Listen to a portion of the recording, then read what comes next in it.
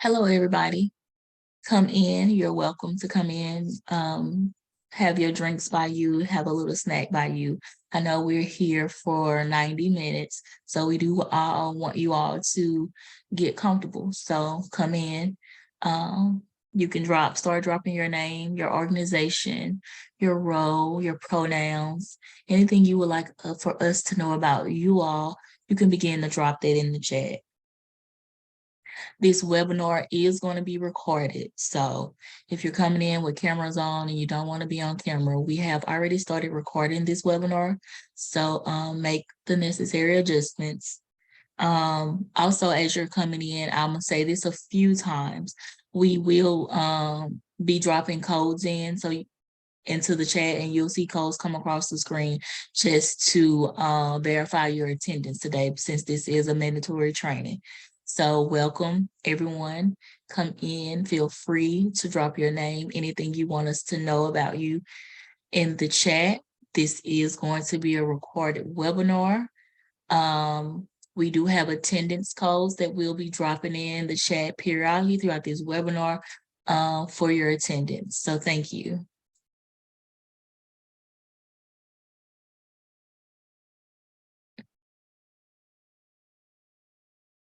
And we're going to give it a few more minutes. Like, I know we like to get started on time, things like that. We're going to give it about one more minute and before we get started. But as you're joining us, if you're just now joining us, feel free to get a snack, a drink to have beside us as we go throughout this webinar. Feel free to turn your cameras on if you're or leave them off. It's totally up to you. We would ask you to mute your microphones while we're speaking. This webinar will be recorded. So please make the necessary adjustments for that. Drop anything you want us to know about you, your organization. You can go ahead and drop that in the chat. We're so glad to have you with us for our Voluntary Services for Housing Providers webinar. Today is February 22nd, 2023, and we're going to be here for 90 minutes. We will be sharing attendance codes throughout this webinar, so please be mindful of that. We will let you know when those codes come up. Again, this webinar is being recorded.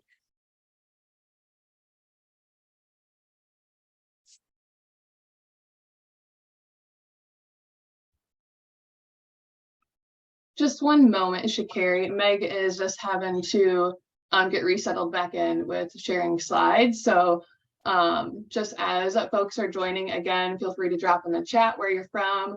Excited to be here with you all. So just one moment as we go ahead and get things settled. So please take care of yourself as needed. Yes, we'll get started in a few.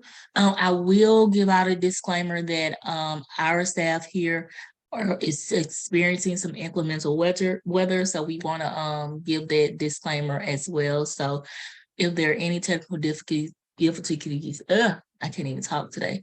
If there are any technical difficulties, we will get things up and running as smoothly as possible, as quick as we possibly can.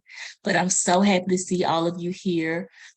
So happy that you all could join us. This is our Voluntary Services for Housing Providers webinar. We'll be here for 90 minutes. You will get a presentation from our lovely staff. Drop anything you want us to know about you, your organization in the chat. This webinar is being recorded.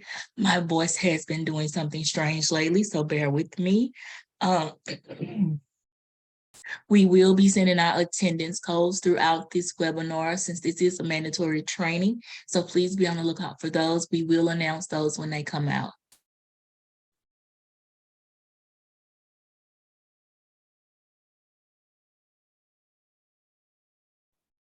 Meg is getting this pulled up now.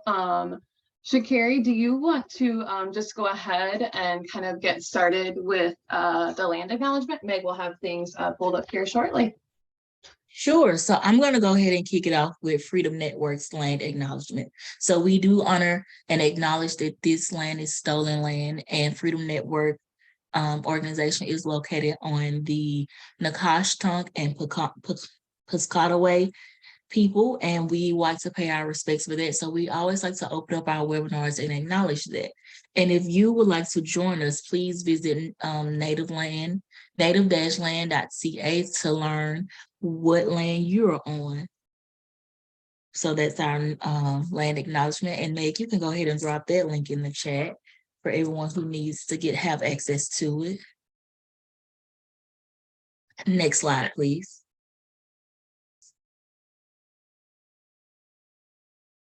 Okay, so we're going to get started. Again, like I said, there will be 2 codes here for attendees, because we need to document and submit this to your OVC grantee monitors, because this is a requirement.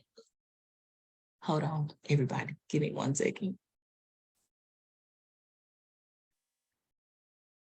Okay, I'm back. So we're going to get started.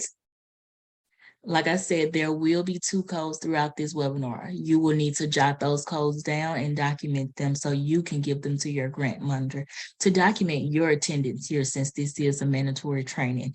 We are Freedom Network Training Institute, and the team that you're going to be hearing from today is the Freedom Network Training Institute Housing, Training, and Technical Assistant Project. And you'll hear more about what we are doing here. Next slide.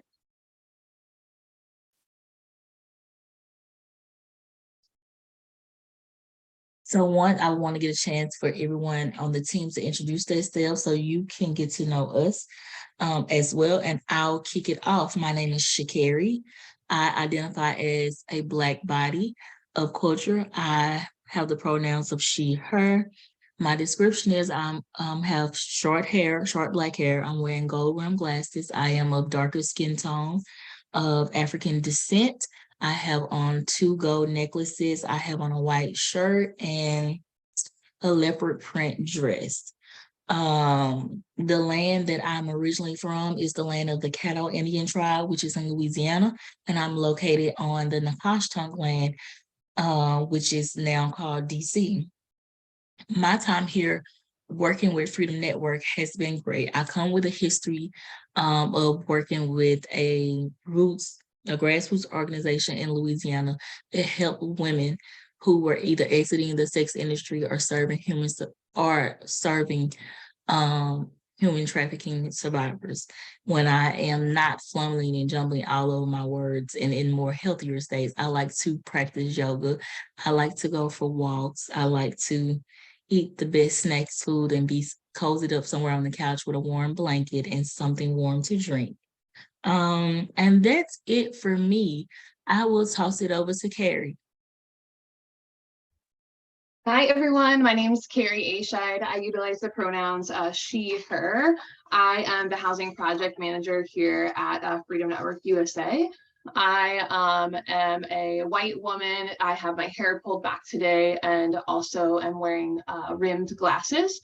I come to you on the land of Iowa, which that is the Brioche people, which again, a fact that as I was researching the land that I am on, they are known as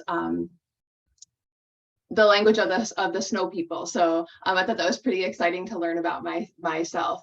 And then I am a mother of 2 kiddos who are also home today from school due to the ice storm. So if they bless us with their presence, thank you for welcoming them into this space too. Excited to be here with all. Prior to doing this work, I have 7 years of experience serving survivors of violence in multitudes of housing modalities. So excited to share that experience too with you all. And I will kick it over to Tatiana. Hi, everybody. Glad to see some new faces, some familiar faces. My name is Tatiana Torres. I use the pronoun she, ella. I have medium, long hair, brownish hair, as you could say, and I am wearing a black, I'll be honest, I'm wearing a black hoodie, but I identify as a Latina woman.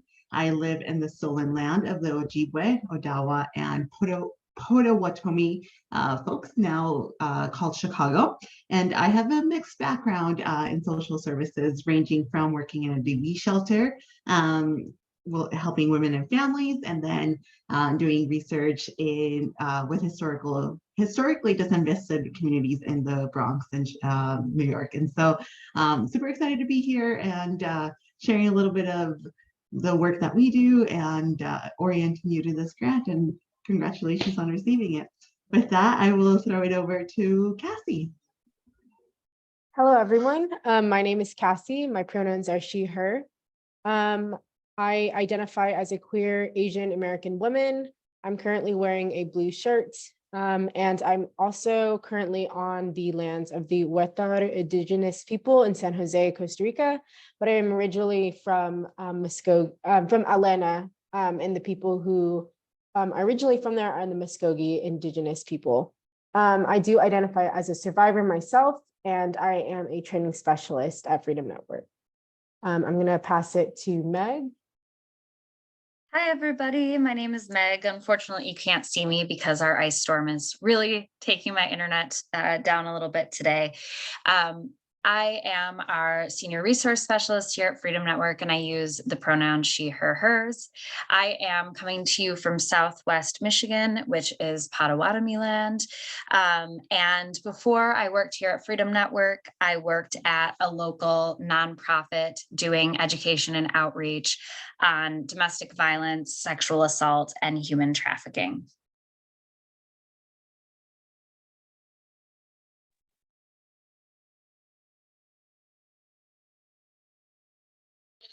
I think you have met our lovely staff, and I wanted to go back to this slide because I'm recovering from an upper respiratory or something, and I didn't get to introduce the organization. So I wanted to cover that. So this webinar is being brought to you by Freedom Network's Housing Training and Technical Assistance Project.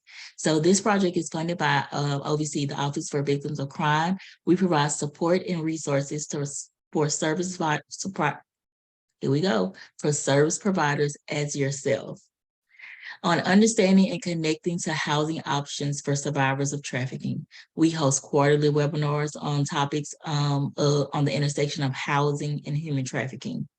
We provide one-on-one technical assistance to OVC grantees and their partners. So for more information about what we do and how you're going to be working with us in the future, and for more information, you can visit our website, and Meg will be dropping that into the chat. So one thing to know, we previously hosted a meet and greet for FY 2022 OVC housing grantees. If you was not able to attend or did not receive the recording, we'll be dropping this link in the chat as well. Thank you all for bearing with us as we get this train on the road. Next slide, Nick. So for today, we have a few objectives. So for the voluntary services for housing providers, our objectives are going to be to provide you a foundational understanding of the history and benefits of voluntary service model. So you'll learn what is a voluntary service model. You'll learn tools for aligning your OVC funded housing program policies and procedures to a voluntary services model approach. We will identify potential areas of your OVC funded housing program to implement a voluntary service model as well. And we will review and discuss answers to frequently asked questions. So voluntary service model has been around a while, but it's kind of new as it's transitioning to the anti-trafficking realm. So you'll hear a lot about that today. And we wanted to share with you all some of the questions we get asked most when it comes to voluntary services. So we're going to answer those frequently asked questions. So sit back and enjoy, and feel free to participate. Meg, next slide. So this is our first code. So the code is OVC 2923. So again, you will need to send this code into your grant monitor. This code would also be being dropped in the chat as we speak. So this is to record your attendance, since this is a mandatory webinar. And I'm going to toss it over to Carrie. Thank you, Shakari, and thank you all for coming. And we're excited to celebrate you and just having this OVC Housing Award, and really talk about what is voluntary services. So I think it's important, as our team has supported grantees in the past around aligning with the voluntary service approach, and understanding what that means. We recognize that as programs, you have come to the concept of voluntary services in different ways, right? And for different reasons. And you've potentially even navigated some of your own personal resistance as an advocate doing this work, and or potential organizational resistance, or just lack of understanding or knowledge around this framework. And we appreciate and welcome you here in this conversation with wherever you're at. And as we discuss voluntary services, we ask too, like, you lean in as much as you can and to be curious with us and understanding, what does this mean to provide voluntary services? How could this be implemented? And we recognize too that some of the, for you as housing providers, as direct service providers, you have other funding streams, right? That potentially require you to do XYZ things that could contradict a voluntary service model, right? Or there's like friction and or tension that your organization has to navigate with holding multiple funding streams. We really want to normalize that, like, providers such as yourself are working through those tensions, right? And are areas of stress too when leading into this voluntary service approach with utilizing the OBC grant award that you have.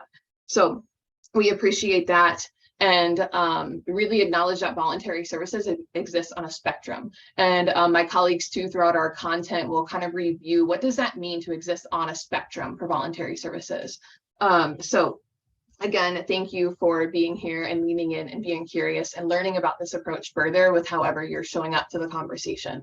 And with that, what we'll do is kind of do a knowledge check to kind of see where folks are at with understanding voluntary services. So Meg, if you could please launch our first poll. Woo, woo. So how knowledgeable are you about the voluntary services model? The first option, I'm new to this. The second option, I have heard about it before, but I'm not familiar with it. Third option, I've had conversations about this with my peers. Fourth option, I'm trying to change practices in our program. And the fifth option, I practice a voluntary service model. So again, please take the time to answer, check in with yourself. And you can answer this for yourself personally. It doesn't have to be for yourself organizationally, or however you would like to answer this. We would love to see what this looks like for you and how we're sharing space today.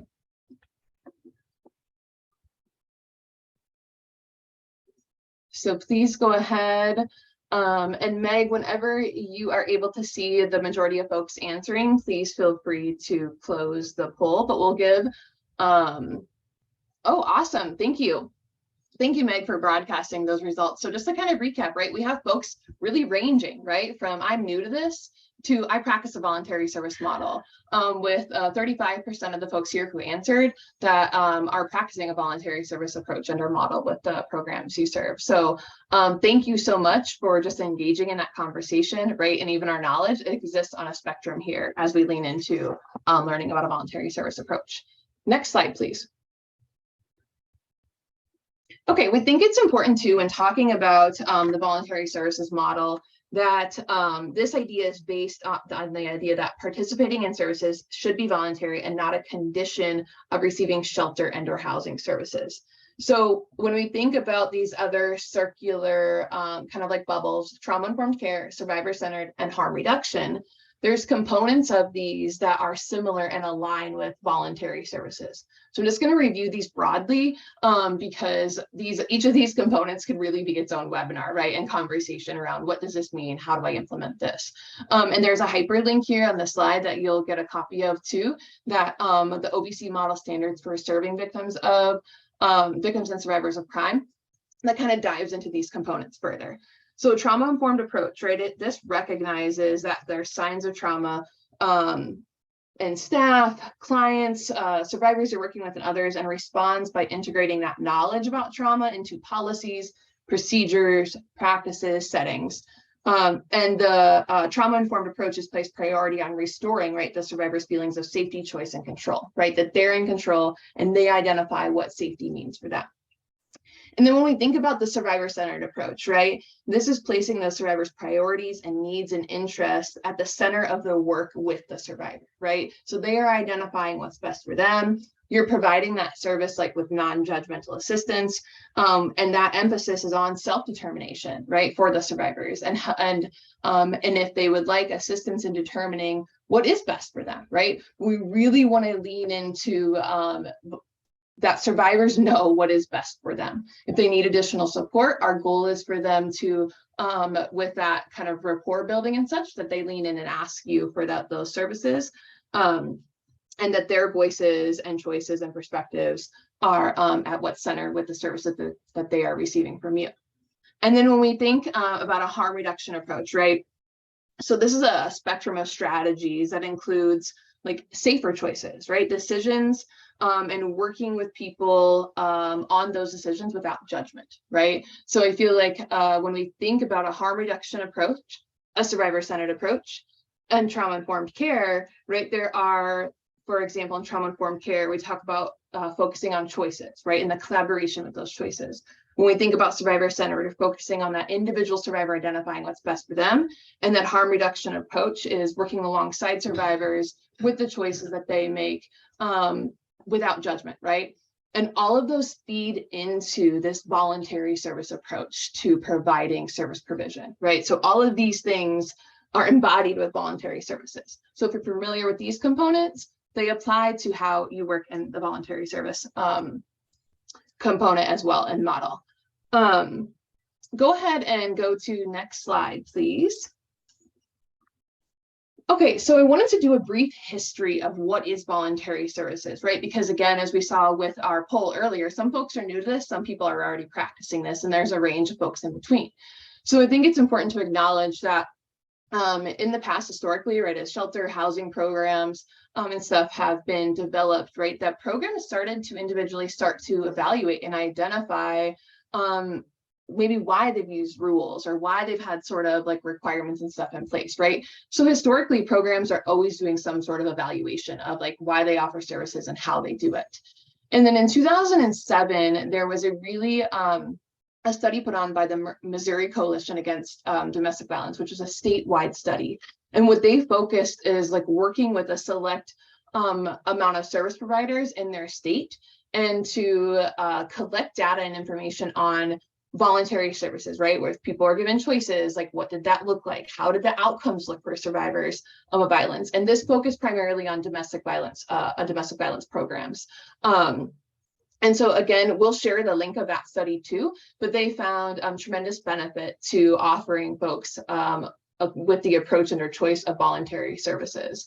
So it's a really amazing study to look at how someone as a state, right, started to evaluate how they're operating services and what voluntary services could do for survivors of violence. That's a great question, Danny, in the chat. Has the study been replicated? I'm not sure about that, but I would love to kind of even lean in to my colleagues and I kind of looking into that further and our relationships and resources to see if other folks have replicated this since 2007. So that's a great question. Thank you for asking that. And absolutely, as you come up with questions or as we're going through this, please drop them in the chat. We're collecting those too, and we'll think about how we address those and bring information back to you after this webinar. And then in 2020, I think it's important to mention that OVC, the Office for Victims of Crime, has historically emphasized a victim-centered and a trauma-centered approach for service provision. But it was in 2020, the housing solicitation that they had released is when they specifically started naming voluntary services as a special condition for OVC housing grantees. So again, I think it's this is in the last 3 years, right? This is specifically implemented in the solicitation as a special condition. And please, Kristen, I know you're on the call too. If there's anything else in particular about OVC, including that in the solicitation or special conditions, feel free to drop that in the chat and make note of that. We can go ahead and go to next slide, please.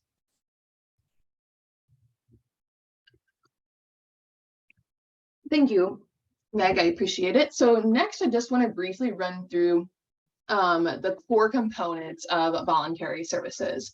So as we kind of talked about with some of the key terms and some of the definitions of trauma-informed care, survivor-centered, and harm reduction, we really want to break down these core components of a voluntary service approach. And so before we kind of do that, I would love for each of you to kind of jot down a policy or practice in your housing program that you all have in place, right? So just write that down. You don't even have to think about it. The first one that came to mind, don't overthink it. Write down that policy. And as I kind of go through these components, I would love for you to kind of reflect and think about, how does this policy align with this component, right? How does it not?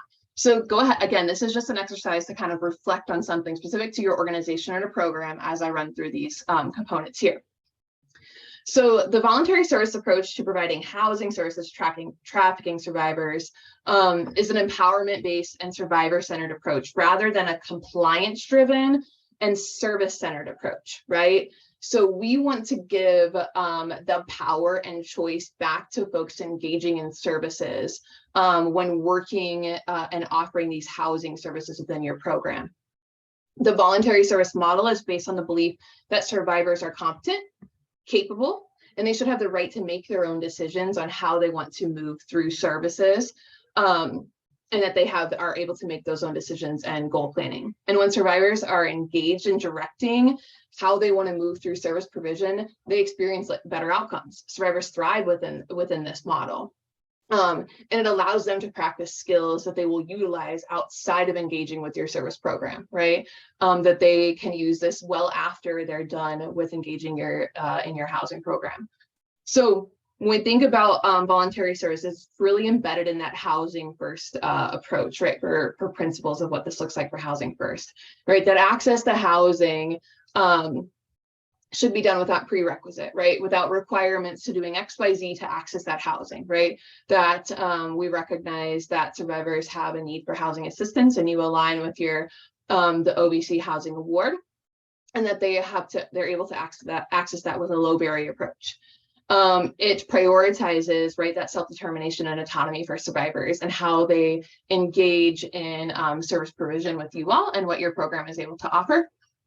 And again, it acknowledges and works to address that power differential, right, between provider and survivor. So by giving the survivor choice, and they have the power to identify how they move through services, you're again minimizing that power dynamic.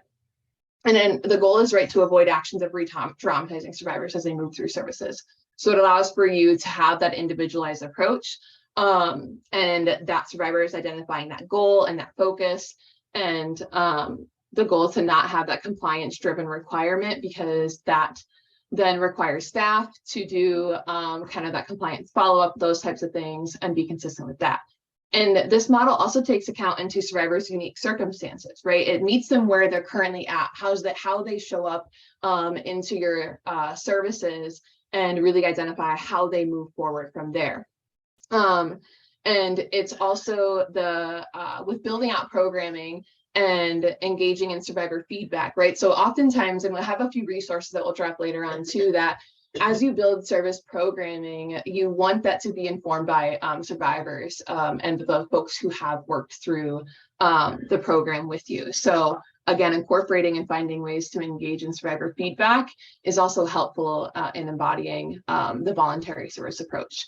And it takes time, commitment, and creativity, right? Like going through these things, right? All these are fantastic philosophies, but those shifts take intentionality and time to align with, and to really be fully creative.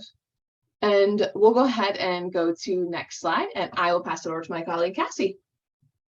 Thanks so much, Carrie. So now that we've sort of seen the core components to a voluntary services approach, it's important to explore what that can look like for housing directly. So one thing to consider in the broad spectrum of voluntary services is how this can positively impact those who are experiencing housing insecurity.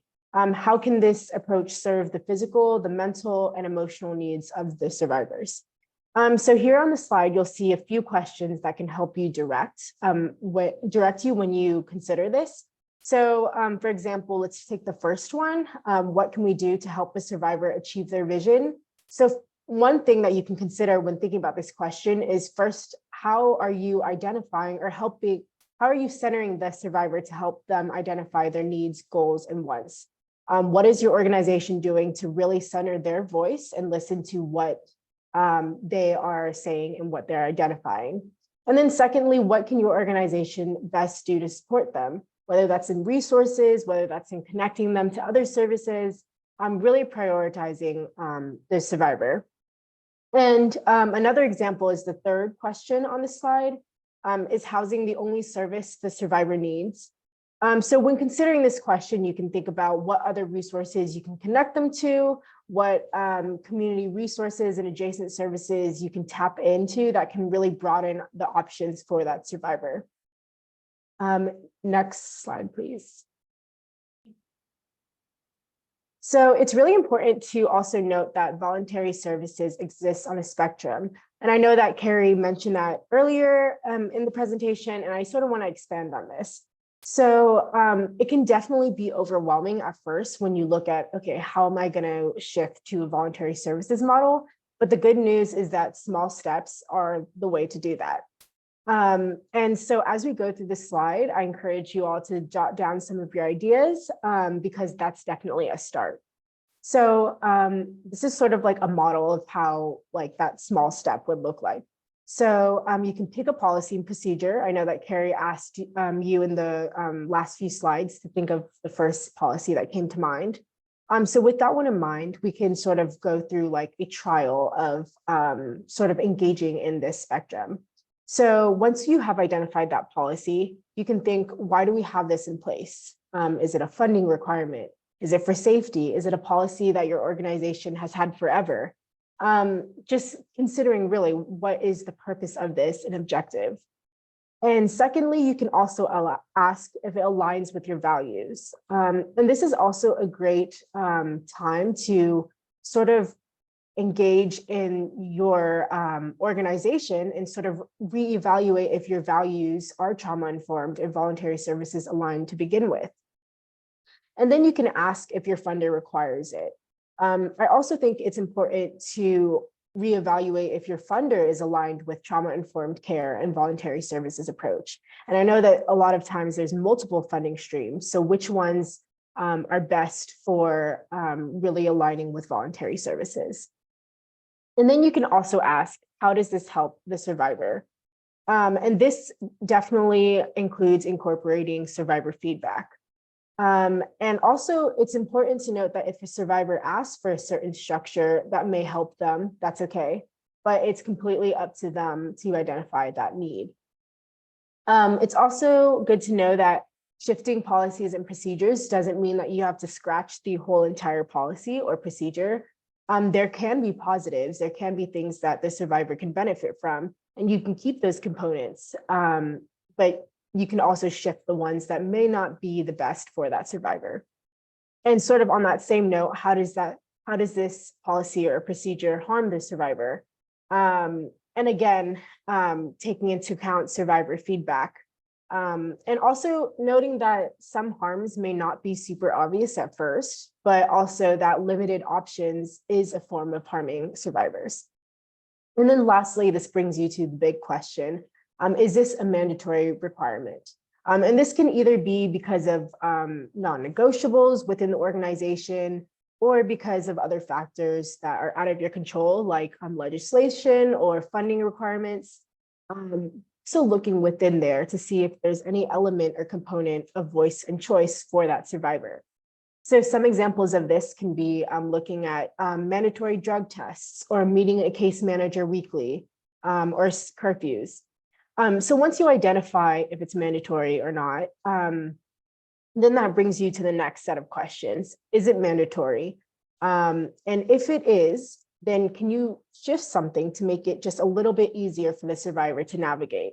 A lot of times when people are conceptualizing what voluntary services is about, they think about it more as a component for their organization, but to really switch that around and center the survivor and say, no, that voluntary services is really about the survivor and what can we do to best help and serve them. And so if the policy or procedure is not mandatory, then how can you change this to be voluntary and how can you best change this to support the survivor? Next slide, please. So there are tons of benefits of a voluntary approach, but I'm just going to cover a few of them. So the first one, like we mentioned before, is the agency and empowerment that this approach gives. It really emphasizes the voice and choice of the survivor and allows them to identify what they want and how they want to do it. Also, this falls into a harm reduction model because it really helps a sustainable approach. It impacts long-term change because voluntary services enables that survivor or the one who's accessing the services to learn skills to choose what's best for them and when and how they need that resource. And so that sense of empowerment really instills confidence in them that other approaches to services may restrict. And lastly, we also have that, of course, this is trauma-informed and person-centered.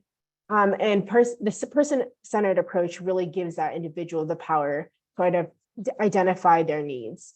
And it's also important to note that person-centered can be uncomfortable for service providers because it sort of relinquishes a little bit of that control, and you are forced to put trust into that individual to know what they best want and need.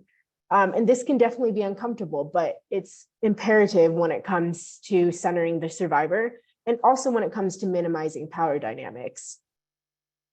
Next slide, please. I also want to go over some misconceptions about the voluntary service approach.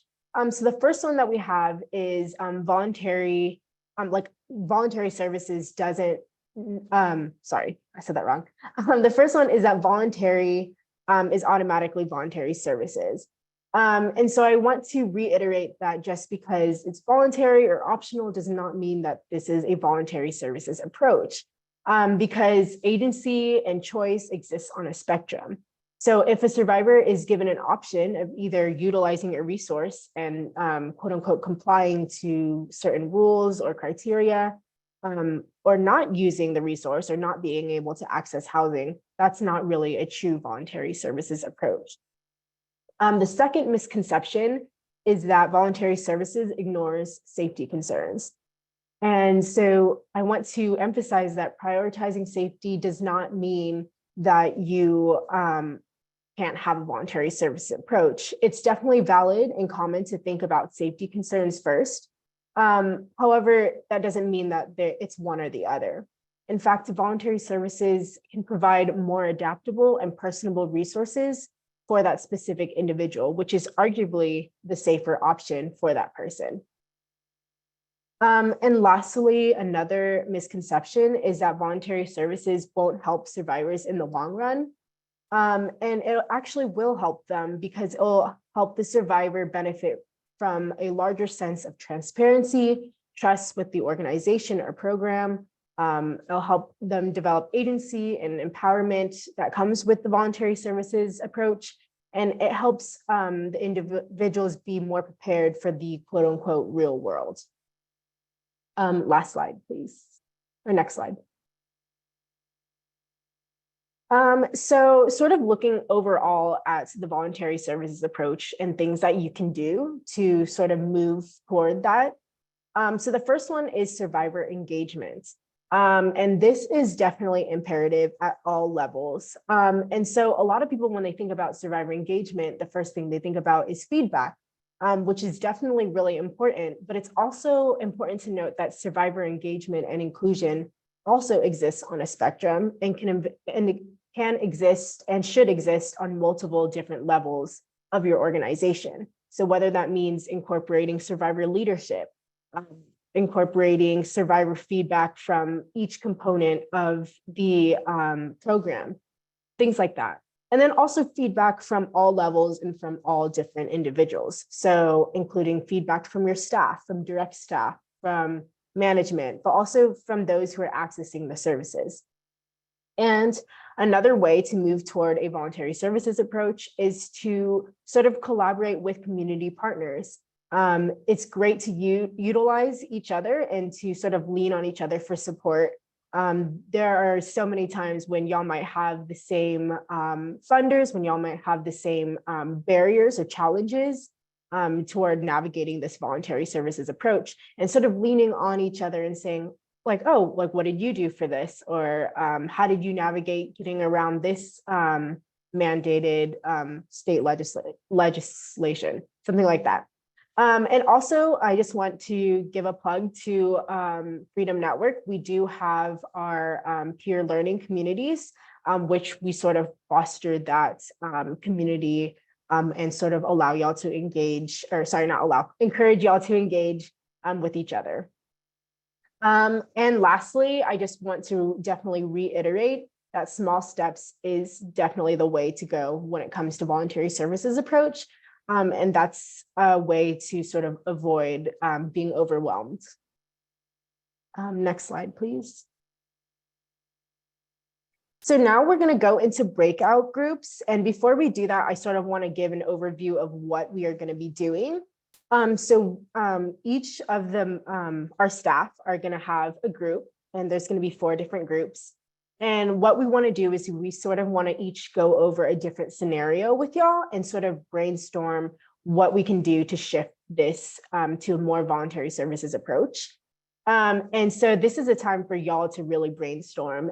Some of these scenarios might be something that your organization has, or something that your organization does not do. So regardless, just think about it objectively, and think sort of like the material that we went over about like what small steps you can take toward a voluntary services approach. And then after, we are going to do a share out. And so within each group, you are going to want to identify one representative who is going to go through that share out process. And I think Meg is going to take us through the breakout.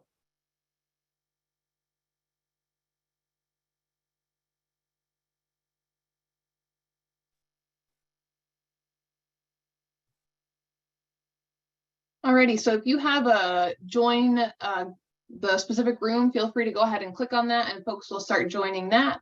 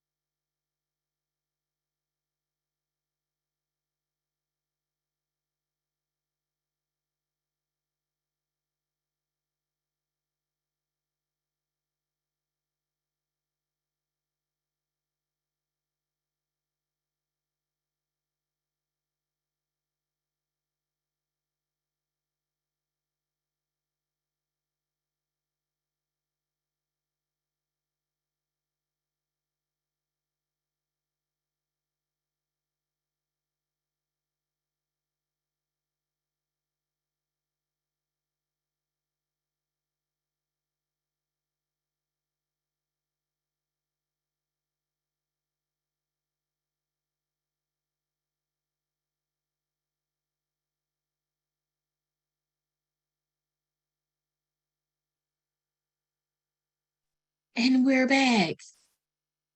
I will not to boast, but I like being with group 3. We did well.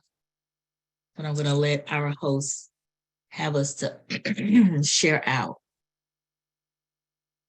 Harry, Cassie, I'll kick it over to you. Cassie, yep, Cassie, do you want to go ahead and just kind of recap what our goal is here during the share out? Oh, sorry. Yes. Yeah. So first, before actually we share out, because one person from each group is going to sort of go through the scenario and say like what steps that they would take. But we also just wanted to open up the floor to anyone just to see like if there is any concerns or any like initial challenges that y'all had or thoughts in this activity.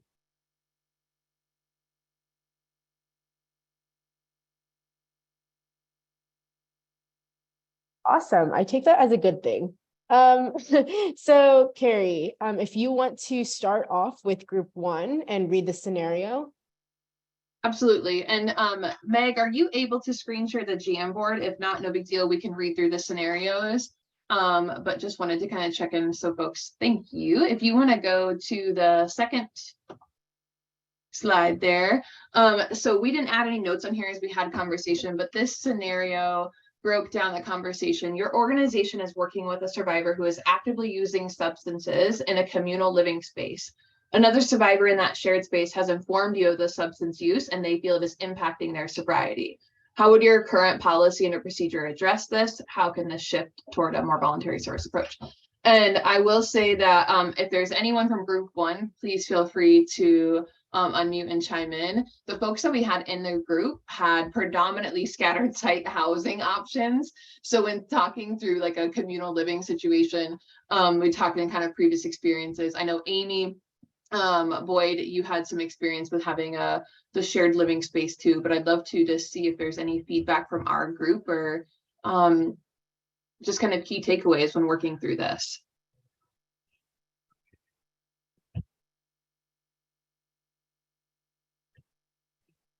So I can share for our group, and then other folks just as 2, 3, and 4. So some of the things that we had talked about is how you center both survivors in this scenario, right? The person who is using substances, but also then the person who is identifying that their sobriety is being impacted, and how you can build policies and or practices and or how you support the survivors in each of their scenarios, right? And being able to have a housing space that it cannot accommodate both of those. So because the group, we didn't have a lot of shared housing models, we had kind of talked about more of like, this is how we would approach something like that, and how folks using substances and or being sober, how you balance both of those things. And that was the majority of our conversation there with breaking that out. And then I think, Meg, if we can go to the next scenario, that would be great. And Cassie, do you want to read that for group 2? Yeah, so the second scenario was an organization has a mandatory curfew of 11 p.m. every night. Several survivors have consistently broken curfew for various reasons. How would your current policy and procedure address this? And how can this shift toward a more voluntary services approach? And I will be sharing out for my group because no one wanted to do it. So actually my group was amazing, and they all agreed that first of all, they're like, well, just remove the curfew to begin with. So that was great. So yeah, so they also had to like basically get rid of the curfew and to sort of like move away from a policing mindset and more toward an advocacy mindset. And then also like bringing it back to the very beginning and sort of asking, what is the purpose of this curfew to begin with? And if there is a curfew, are there potential consequences for where they are and when they are there? And sort of like, does that actually help this survivor? And then also some people brought that,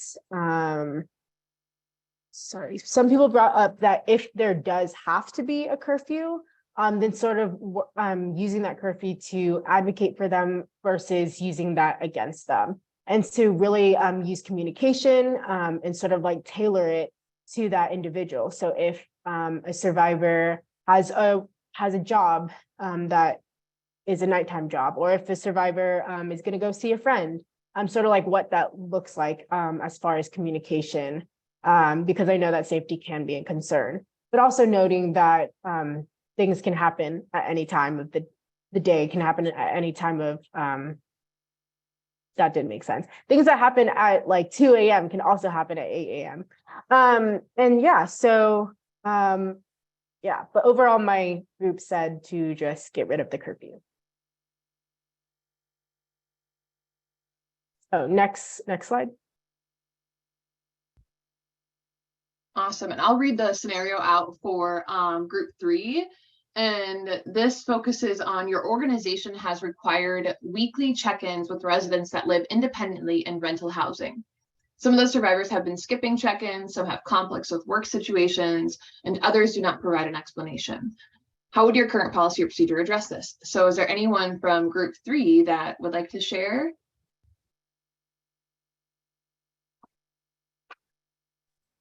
I can share. Yes, please.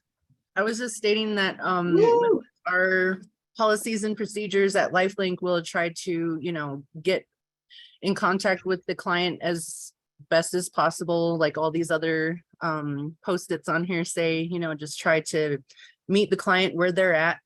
If they're not able to, meet you with the check-ins, try and find some way to be able to meet with the client if there's any barriers or anything like that they have, or just texting them, letting them know, emailing them, letting them know if there's anything that we can help out with, that we'll be willing to work with them to be able to get those check-ins done.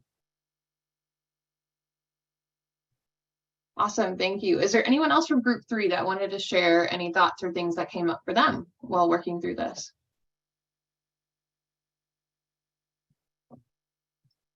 I will say with group 3 being a top-notch group, when we was saying how we could shift this toward making it more voluntary service approach, the option right away came up as don't require it. Like, why do we need to check in? They're living independent. I'm sure if something is up, they'll come to us. Like, so don't require it, make it more of an option versus making it a requirement. Awesome, thank you, group 3.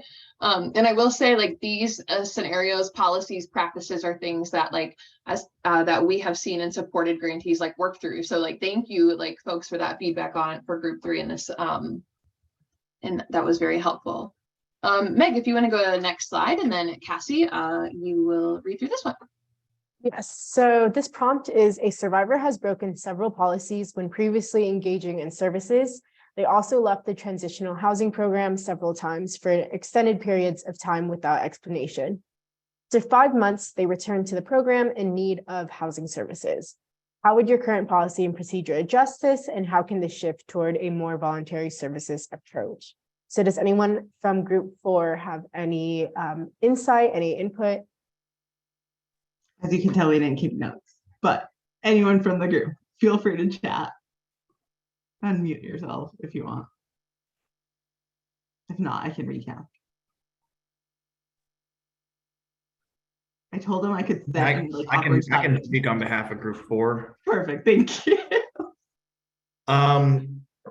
The group discussed the fact that the client, even though potentially breaking protocols or policies of abandoning a unit for an extended period of time, might be a disqualifying factor from that particular housing unit, that they would be accepted still in the program for case management services and finding alternative housing solutions, whether that be in an alternative unit, into a shelter, just so that they can continue care and ensuring that their needs are being met. I know each kind of program had their own specific caveats for disqualifying factors in their current policies or procedures, but all members of the group talked about ways in which they can still support those youth that may break those policies. Thank you, Byron. Yeah, I think we also chatted about the importance of having clear exit policies, right? Just be really transparent with folks, and that, you know, if they exit the housing program, they can still come back, right? And really having a case by case on looking at each individual circumstance of why they left. Again, as Byron mentioned, there are some programs that, you know, they might require a minimum case management or at least minimum contact with a case management for X amount of time. And if they don't, you know, that they might not be able to hold the unit for, you know, 5 months, right? And so at some point they might have to close it, but the survivor can still come back. And so kind of looking at it on a case by case basis. I don't know if anyone else wants to add to that, or if we just kind of pause and move forward. All right. I think for Tatiana, if I may, for the large group too, when we work through these scenarios, right, not everyone was involved, right, in each of these. So I would love to just kind of open it up to the large group and ask, if you weren't involved, right, you say you were in group 4, but like really like group 1's kind of like scenario under policy that they went through, you had some questions in our comments on. So I would love to really open it up and ask folks, what questions do you have? Like, is there anything coming up for you? Do you feel resistance, right, in your body in some way, shape, or form, or the ways in which that you have addressed this? So I wanted to leave space for folks that weren't involved to ask questions, to provide comments. I have a question. This is Sarah. I'm sorry, I'll engage my camera. It's rude as heck when people talk and they don't have their camera on. Okay, whatever's best for you. We are down with you, supporting you and doing what you need to. Thank you. I appreciate that. That's just really rude, a personal thing of mine. Anyway, with regard to group 3, one of the stickers has give incentives to residents. And I'm just curious about the incentive piece, the extent to which on some level that couldn't be perceived as some kind of coercion, how that fits with the voluntary service model. I'm just kind of looking for comments about that generally, please. Thank you. Yeah, absolutely. Meg, would you mind pivoting over to the group 3 for the group to have that up there? And thank you for just like bringing up like about incentives, right? And so one of the things too that we work through for us as a TTA provider and talking about incentives is, how can a program realistically do this? And is it a long-term solution, right? So it might be that your organization has been donated gas cards or something like that, and you want to be able to offer these if folks would like to engage in check-ins or case management. I would also add that it's like, you would want to think about additional value of what your check-ins offer, right, the survivors, and if they have still identified that as a need. Because like, okay, they may need a gas card, but really they should be able to potentially ask if there's like a gas card or a gift card available to meet XYZ need for the program, if that is a need, not requiring to do a check-in or like being kind of like prompted by a check-in expectation to receive that gas card or gift card. So yeah, I think it's a great question. Incentives can kind of start to be a gray area. And I would love to open it up to any of my colleagues as well, if they have any other thoughts too with working with folks on incentive work with programs.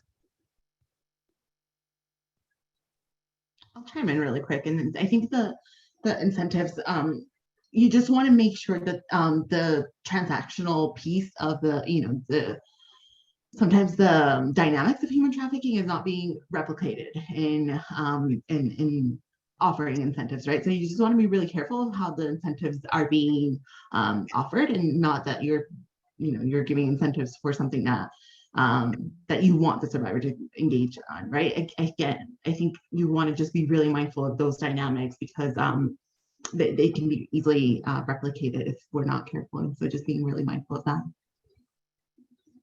Thank you, Tatiana. And I think, right, as you can see too, right, in the spectrum of voluntary services, and thinking about how survivors are centered and what your program offers folks, it's some of that, like, okay, let's work through this, right? Like, what does this mean? How is this policy and or practice in place? And what are people, quote unquote, like required to do, and what do they truly have a choice on? So I think that's something, right, as when Cassie went through that in the slide deck previously, some of those things to start to work through, right, and reflect on, why is this in place? How is it in place? How is it enforced and or offered? And really work through that. And that's how, to some of our TTA training and technical assistance can help kind of like bring it, work through those together. So yeah, folks have other comments on these different like scenarios that are worked through, please feel free to drop those in the chat or add any questions to the Jamboard too. Everyone should have access to the link, and we can look at just if there's other feedback or comments on the Jamboard, you can drop it in the chat or leave a sticky on the Jamboard.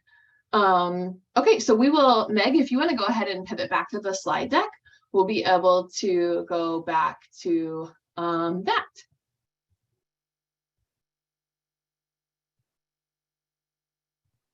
All right, this is me. So in the interest of time, I'll go through some of these frequently asked questions. Next slide, please, Meg.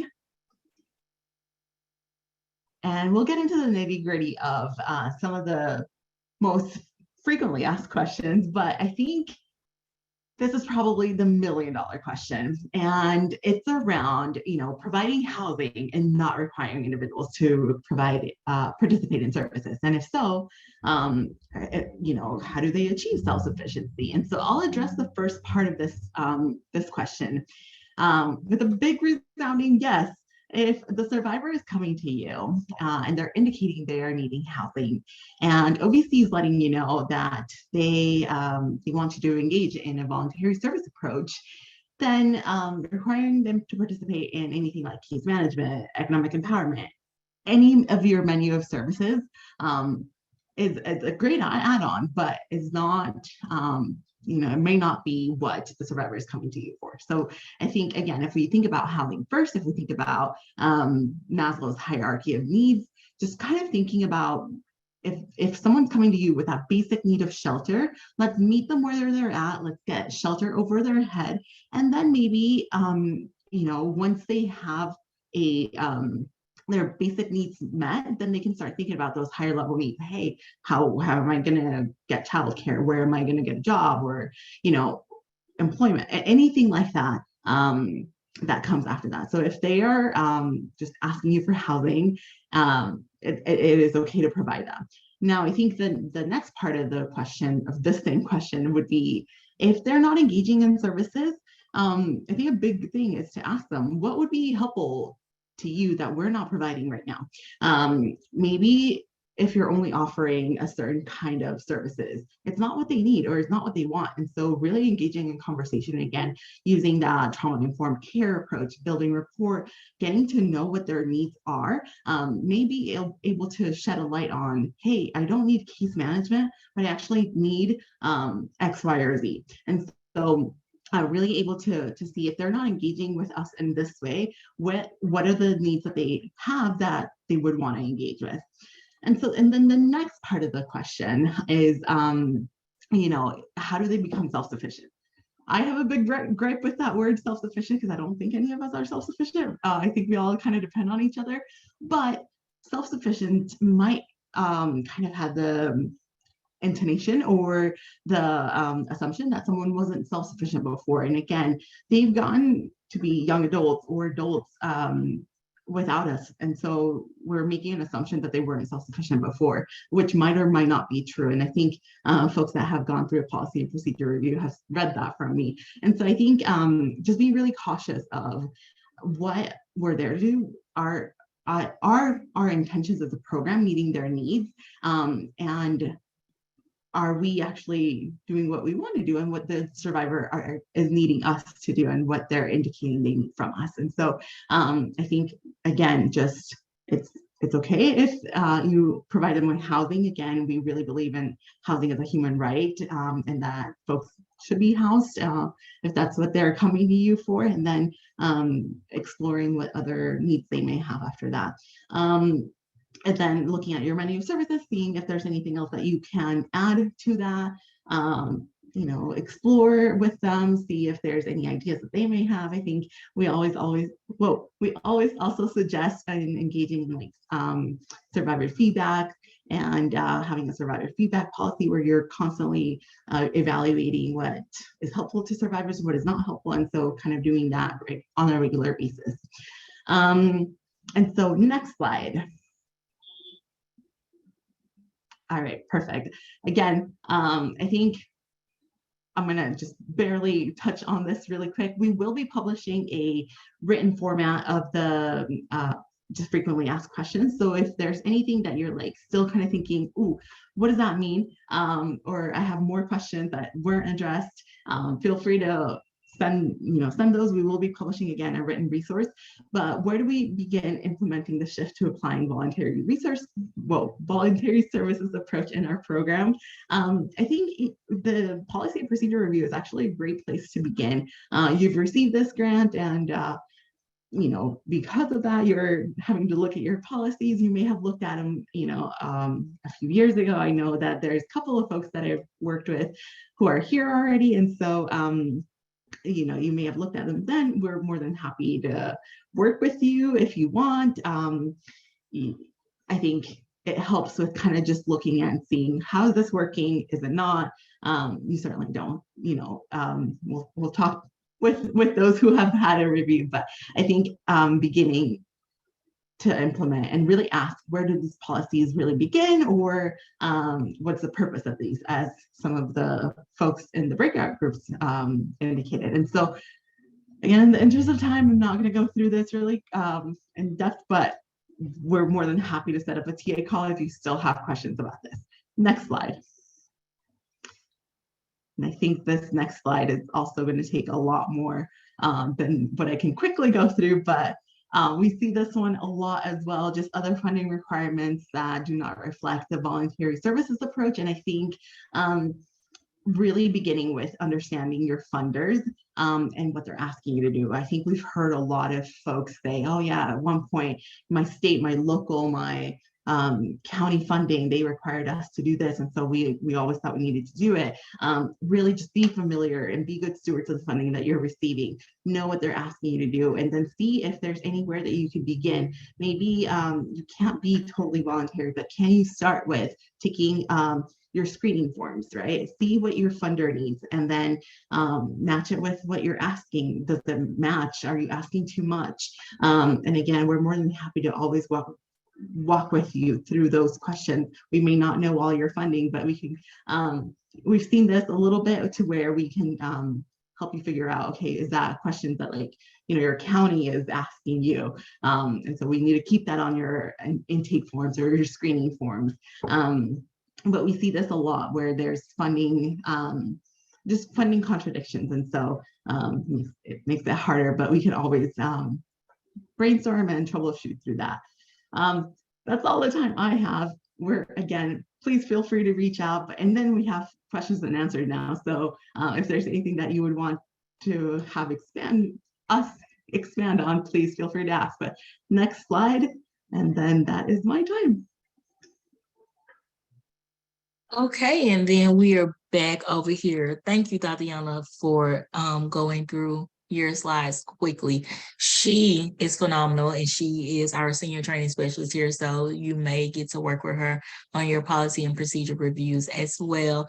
And she quickly went through her frequently asked questions slide, so we can save time to hear from you all. So you all have just sat through the history of voluntary services, some tools, you've seen some scenarios, you've even got a brief gist of some frequently asked questions. So now we want to hear from you. Meg, you can open up the Jamboard. You can add the Jamboard slide. We want to hear from you. So what are some questions on voluntary services models that you all may have? And we can drop the link in the chat again. It's so you all can use the anonymous Jamboard to add in your questions, and our team will do our best to answer those.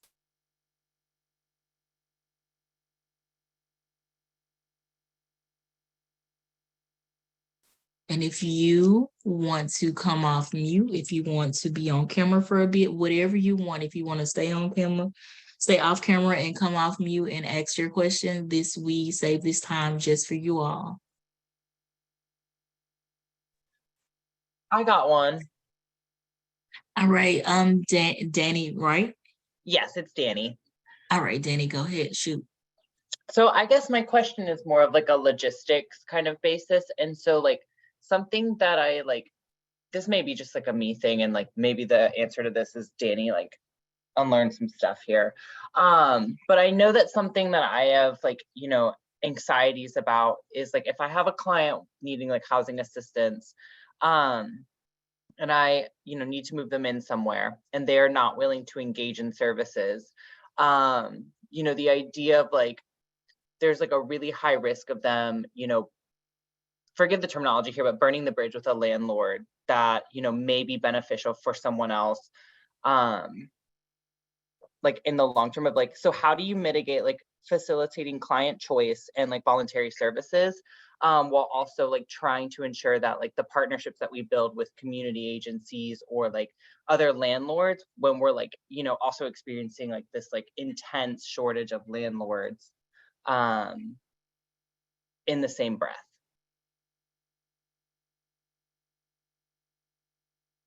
Okay, Carrie, Tatiana, Cassie, feel free to unmute and we will jump in on this question. Carrie, I'll let you go first. I see you unmuted. Yeah, that's I think a great question, Danny. And oftentimes, right, when offering scattered site rental assistance is a common question, right? And really what I want to lean into first and foremost is that is an example too of, right, why at times like the landlord relationship, right, and rapport you also have with the landlord is super necessary, and important, because again, requiring folks to engage with you to, right, I guess, screen them to see if they're going to be a quote unquote good tenant, right, is also biased. So I think too, it is part of that unlearning of, okay, how do I support the survivor in accessing that rental assistant unit?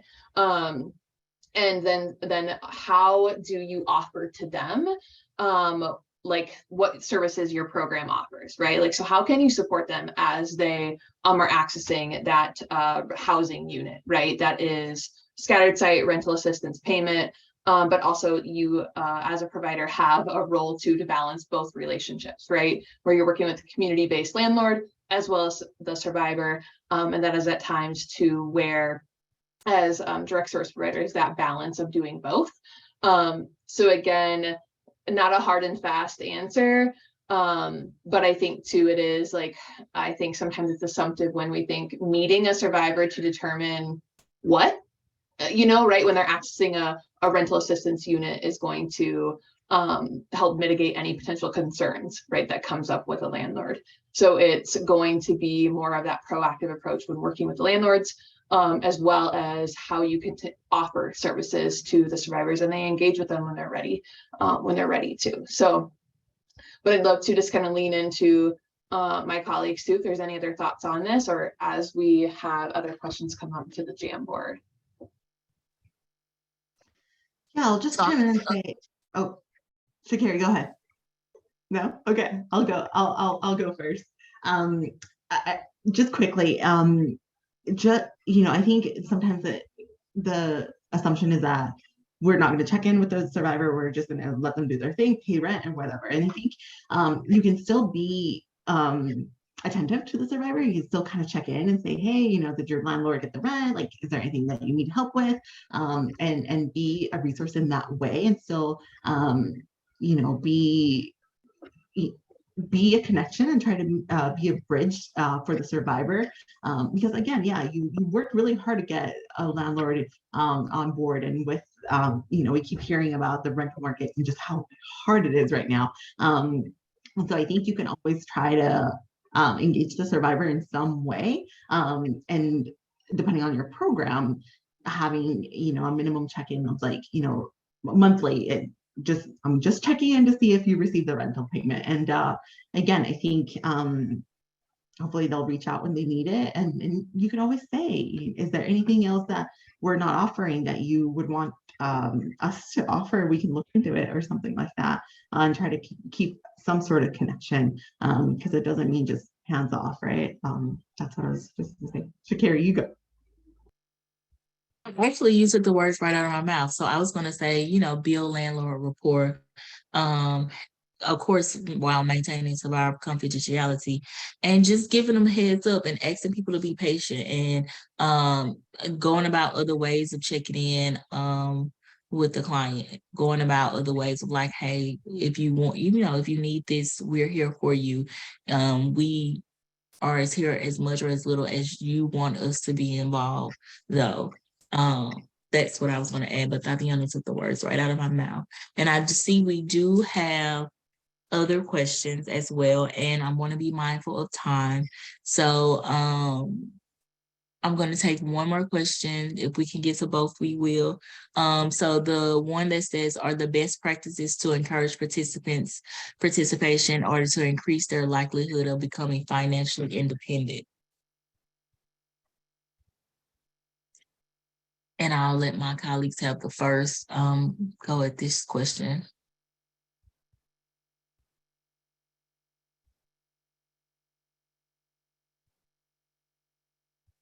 So I think for me, when thinking about financial independence and self-sufficiency, right? I would say that this is a common intersection, right, of conversation when looking at housing programs and talking about what does it mean for survivors to have income to be able to do XYZ with. So I think too, right now, as far as like best practices to encourage that, really for me, and kind of leaning into the voluntary sources component, is like, is that a goal of theirs, right? How do we determine that that is something that they are ready to work on? So again, recognizing that as a housing providers, permanent housing is something that, right, your programs aren't necessarily like forever term, right? So your OBC housing grant can serve survivors for up to 24 months, but then after that, kind of like, what's that plan, right? And what's the planning for that? And so that's oftentimes, right, I would say, like, where we get questions about this financial independence and such. And that is something to a topic area that we continue to kind of lean into and work together to kind of figure out, like, wait, how have other providers done this, right? How do they potentially build relationships with maybe different employment agencies or different kind of skill building type programs in their community, so like folks can learn different skills, right, to be able to have different types of employment and or income options. So as far as best practices, not right offhand, but I will say it is a topic of conversation. We continue to kind of build content out and think about how we can continue to have conversations in peer learning communities around both of these topics and questions. So they're common and we appreciate them. So I think for the sake of time, Shakira, I'm going to kick it back over to you. So yes, as you can see, we just dropped the final code. You made it all the way through to the end. So there, the final code is FNUSA 2923. Next slide, Meg. So make sure you submit that code to your OBC grant monitor so they can record your attendance of being here.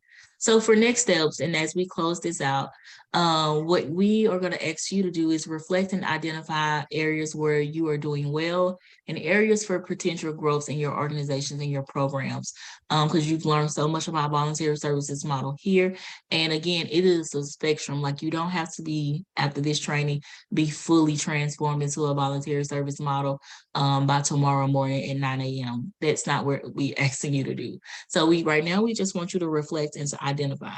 So then after that, you will be participating in the policy and procedure review with the OVC Housing TTA provider.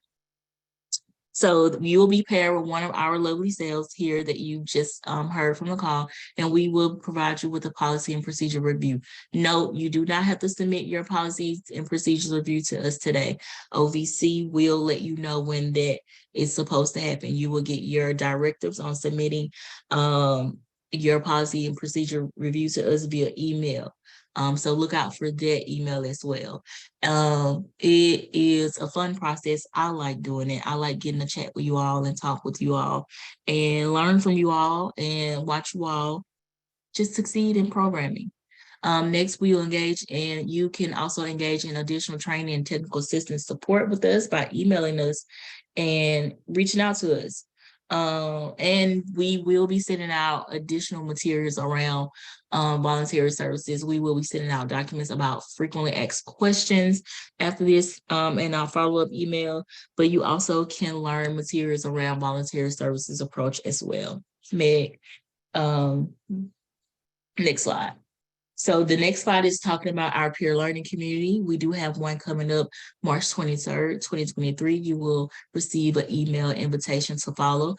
These are our quarterly peer learning calls where we give topics from our grantees and we prioritize what topics they need to discuss. You can come in, you don't have to stay the whole time. You can drop in, ask a question and leave and things like that with our office hours. Meg, next slide. So for any future questions, again, you can email us. Please feel free to check out our resource library. We'll be dropping that link in the chat. We'll be dropping our email in the chat. This is how you get in contact with us. Meg, next slide. And this is it. Thank you all so much for coming and attending the Voluntary Services for Housing Providers webinar. We thank you for having us here. You made it. Don't forget you have your codes, your beginning code and your final code. We just dropped our email in the chat and we look forward to working with you all. Congratulations on getting your grant award.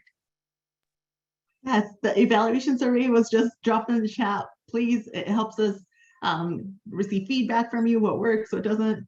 You didn't have any technical issues, so that's great. Please feel free to fill it out. It doesn't take long. Thank you, everybody. Please, thank you. Thank you, everyone. Have a good day.